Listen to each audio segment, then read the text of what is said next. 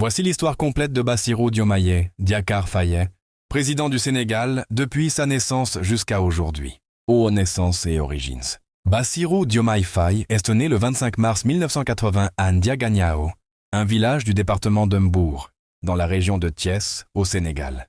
Issu d'une famille modeste, il grandit dans un environnement rural où les valeurs de travail, d'honnêteté et de solidarité sont très présentes. Son prénom Diomaye signifie en sérère « celui qui garde la foi ». À parcours scolaire et académique, Diomaye Faye fait ses études primaires et secondaires dans sa région natale avant de poursuivre au lycée Demba Diop de Mbour, où il obtient son baccalauréat série L2. Passionné par les sciences non sociales, il intègre ensuite l'université Cheikh Anta Diop de Dakar, UCAD, où il obtient une licence en droit public. Brillant étudiant, il réussit le concours pour entrer à l'École nationale d'administration, UNA du Sénégal, où il se forme pour devenir inspecteur des impôts et domaines. Et carrière dans l'administration. Après sa sortie de l'ENA, Diomaye Faye entame une carrière dans la fonction publique. Il travaille à la Direction générale des impôts et des domaines, DGID, où il se fait remarquer par son sérieux, sa rigueur et sa discrétion. C'est au sein de cette administration qu'il fait la connaissance d'un autre inspecteur brillant, Ousmane Sonko, avec qui il tissera une amitié et une alliance politique durable. Y entrer en politique ? En 2014, lorsque Ousmane Sonko fonde le parti PASTEF, les Patriotes. Diomaye Faye en devient l'un des membres fondateurs et un proche collaborateur. Il contribue à la rédaction de nombreux textes du parti, notamment sur la fiscalité, la gouvernance et la souveraineté économique. Son profil discret mais compétent le rend très respecté dans les cercles militants. Arrestation et détention. En 2023, dans un contexte politique très tendu, Diomaye Faye est arrêté et placé en détention préventive pour des motifs liés à des publications jugées subversives sur les réseaux sociaux.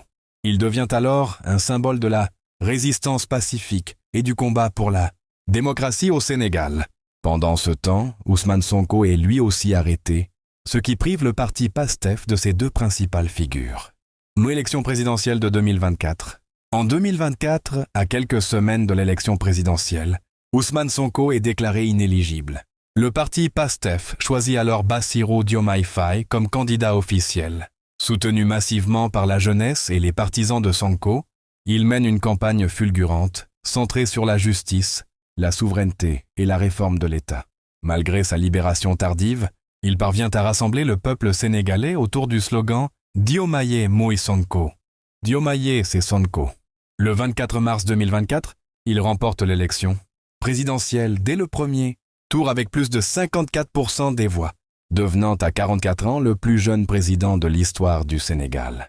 Présidence de la République, 2024, aujourd'hui. Bassirou Diomaye Faye prête serment le 2 avril 2024, en présence de plusieurs chefs d'État africains. Dans son premier discours, il promet un changement de gouvernance, la restauration de la justice, la souveraineté économique et une rupture avec les pratiques du passé. Depuis son arrivée au pouvoir, il met en place des réformes administratives et judiciaires, renforce la coopération africaine, notamment avec les pays de la CEDEAO, œuvre pour une refondation économique fondée sur la transparence et la souveraineté. Il nomme Ousmane Sonko comme Premier ministre, marquant ainsi un tournant historique dans la politique sénégalaise. À vision et popularité, Diomaye Faye est perçu comme un homme intègre, calme et réfléchi, attaché aux valeurs de patriotisme et de justice sociale. Il défend une vision panafricaine du développement et souhaite rapprocher le Sénégal de ses voisins africains pour une intégration plus forte. Aujourd'hui, 2025, en 2025, Bassirou Diomaye Faye continue de diriger le Sénégal avec l'objectif de consolider la bonne gouvernance, la transparence des institutions, la valorisation de la jeunesse et de la diaspora et l'indépendance économique du pays. Son duo avec Ousmane Sonko reste au centre de la vie politique sénégalaise, incarnant une nouvelle génération de dirigeants africains. Alors n'oubliez pas de vous abonner pour ne pas rater nos prochaines vidéos. Merci.